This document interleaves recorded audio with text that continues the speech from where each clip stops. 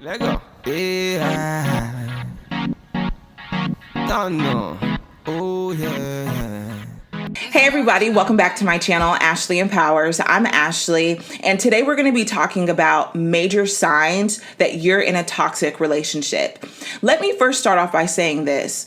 If you go to a restaurant and you order a meal and you start to eat the meal and you see it's like really disgusting, it doesn't taste good, you're most likely going to send it back rather than indulge in the meal. And this is exactly what you should be doing when it comes to your relationships. If you're dating someone and you notice they're not treating you right, you feel really bad about yourself, you need to send that person back to the streets, okay?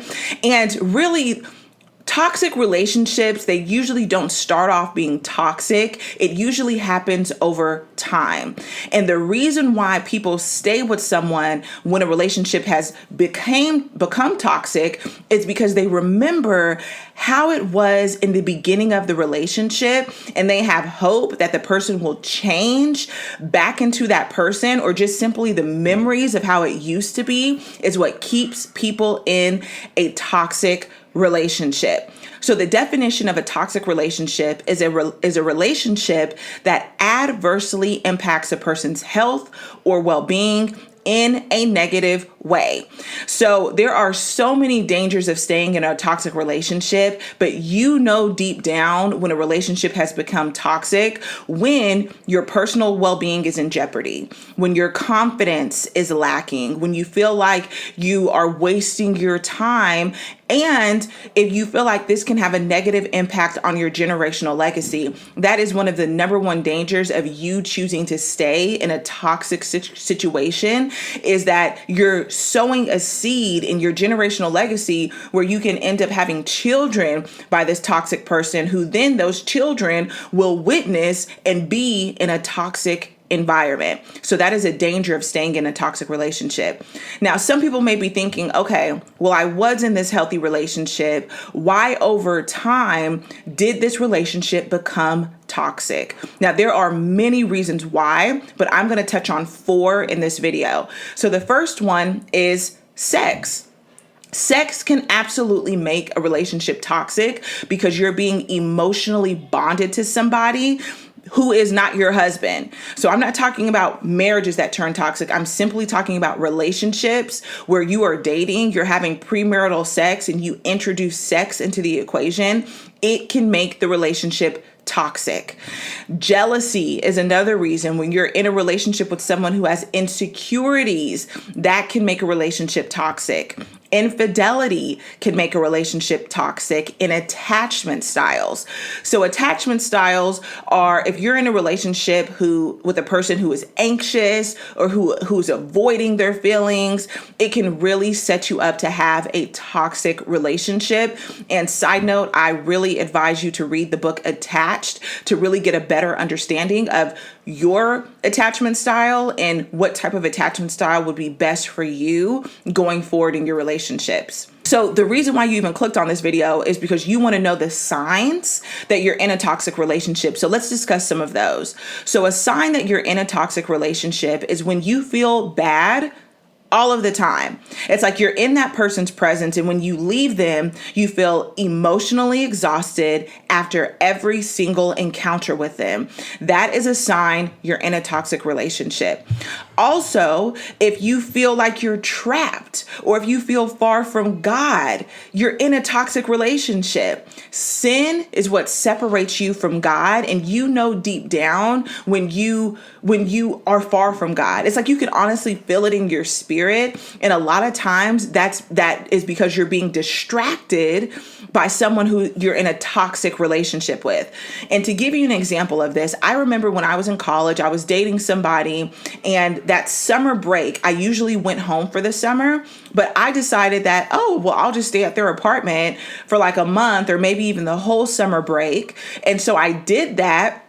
It was probably about a month of me living with this person during the summer. And I just felt deep down that I was being pushed further and further from God. So you know what I did? I called my mom, and I was in a completely different state. I called my mom. I said, hey, can you come and get me?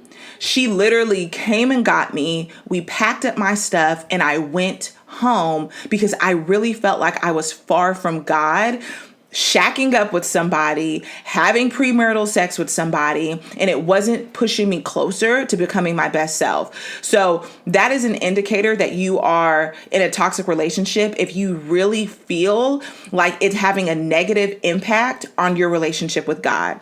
Another sign is that there is no genuine effort. There's no real investment in the relationship. All the work, all the love, all the compromise, it's coming from you. This is a sign you're in a toxic relationship. Another sign you're in a toxic relationship is if your relationship is always on and off. If you're someone who's like, oh, we've been together 5 years, but we had like a 6-month break, a 3-month break, a 4-month break. That's toxic. If you can't maintain a steady relationship with someone, that is a major red flag. Another sign that you're in a toxic relationship is if you feel like you have to fix yourself.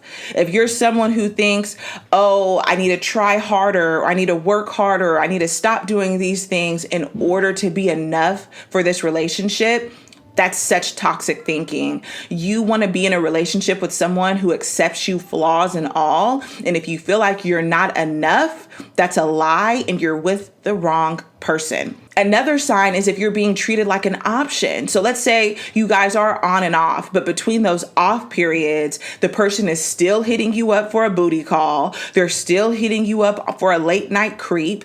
That is toxic, and it shows you that they don't see your value and they're only treating you like an option. Another sign you're in a toxic relationship, if you're in a relationship with someone who doesn't protect your heart. There's like an underlying feeling that they're up to something and they don't hesitate to make you feel that way. And you feel like, ooh, you want to check their social media, you want to check their text messages, their emails or what have you, because you don't feel secure in that relationship. That is a sign that it is toxic. It's also toxic when people play with your emotions, or some no-brainers are physical or verbal abuse. Another sign is displays of loving jealousy. This should not make you feel good. I have heard people say, oh, well, he's just a little jealous, but I like that.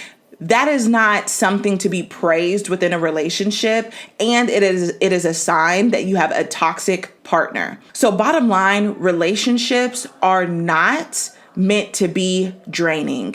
Your goal should be to be in a relationship with a man who has a heart of gold and who treats you like yours is made of glass. You want someone who protects your feelings, who brings out the best of you, and who fuels you. Relationships are meant to do just that. They're meant to inspire you, to fuel you, and to push you closer to God. And if this is not happening, this is a sign you are in a toxic relationship. And if you continue to stay in toxic relationships or situationships, it will become your norm. And so when you actually meet a gentleman who wants to treat you like a queen, it'll be a turnoff to you and you'll sabotage it because you're so used to being treated like crap that it'll be so foreign that you're like, ooh, I don't even know if I want that. Because you've allowed yourself to stay in toxic relationships. But what I'm telling you right now is when a gentleman comes, you need to receive that love instead of feeling like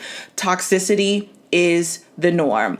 So how to leave a toxic relationship when you're still in love, because this is the foundational issue. When people think about toxic relationships, most people are like, oh, I would never even be with a person like that. But when you're in love with someone, it makes it hard to leave. So let me give you a few quick pointers on how to leave when you're still in love. So number one, you have to realize you deserve better. When you realize you deserve better, you will not allow yourself to stay in a toxic relationship. Number two, you have to stop waiting for your partner to change.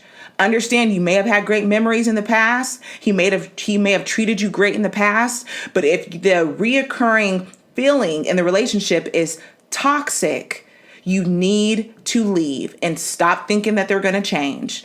Number three is accept the fact that it's going to hurt. When you end a relationship, It hurts, and that's completely normal. So don't think that you're supposed to feel super empowered. No, it's going to hurt a little bit, and I just want you to be prepared for those emotions as you go through it.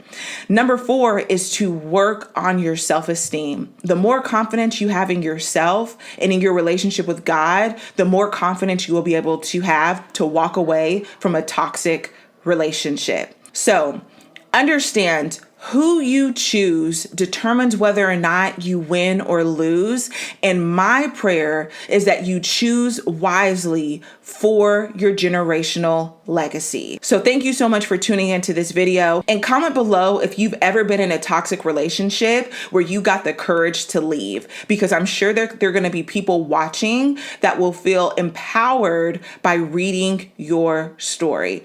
And the last thing that I want you to do is take the free Are You Ready for Marriage quiz. This is a quiz that my husband and I created to help you see whether or not you're truly ready for marriage and some of the things that you can do to actually get prepared. The quiz takes less than 2 minutes to complete. You can simply go to www.marriageprepquiz.com or simply click the link in the description box below to take the free quiz, and you get your results back immediately. Thank you so much for tuning in, and I'll see you next time.